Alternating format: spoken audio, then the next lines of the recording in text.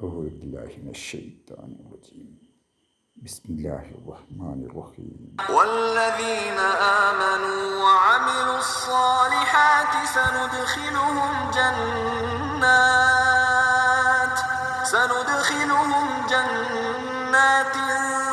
تجري من تحتها الأنهار خالدين فيها أبدا لهم فيها أزواج مطهرة وندخلهم ظلا വിശ്വസിക്കുകയും സൽപ്രവർത്തികളിൽ ഏർപ്പെടുകയും ചെയ്തവരാകട്ടെ താഴ്ഭാഗത്തുകൂടി അരുവികൾ ഒഴുകുന്ന സ്വർഗത്തോട്ടങ്ങളിൽ നാം അവരെ പ്രവേശിപ്പിക്കുന്നതാണ്.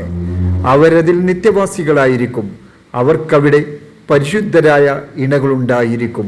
സ്ഥിരവും ഇടതൂർന്നതുമായ തണലിൽ നാം അവരെ പ്രവേശിപ്പിക്കുകയും ചെയ്യും.